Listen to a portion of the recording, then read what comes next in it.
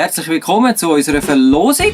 Und zwar haben wir ja in unserem Vlog bei Kleinamerika und Blauer Käse euch aufgefordert, in den Kommentaren aufzuschreiben, was der blaue Käse könnte sein.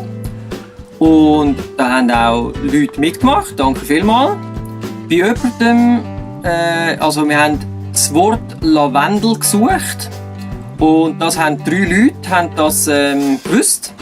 Das waren, ich muss schnell schauen, die Lili und der Paul, der Bernhard Liebherr und Irmi Bauhofer. Und bei jemandem können wir es leider nicht geben. Er hat zwar gesagt Bohrenkäse, das ist eigentlich ein Bauernkäse, was grundsätzlich ja nicht falsch ist, aber wir haben wirklich das Wort Lavendel gesucht.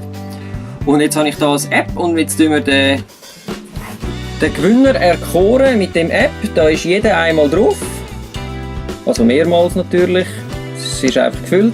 Das sieht man da. Und jetzt wollen wir es wissen. Wer wird der Gewinner?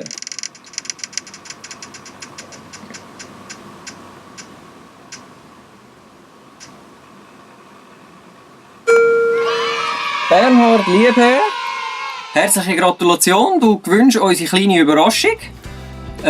Ich würde dich bitten, schreib doch ein E-Mail an info@svefa-ontour.ch mit deiner Adresse, dass wir dir das zuschicken können. Ich hoffe, du hast Freude und ja, für die anderen tut mir leid, vielleicht gibt es wieder einmal einen Wettbewerb, wer weiß. Auf jeden Fall bleibt immer schön dran, abonniert uns auf YouTube, Facebook und so weiter. Und wir freuen uns, euch wieder zu hören in den Comments. Tschüss zusammen!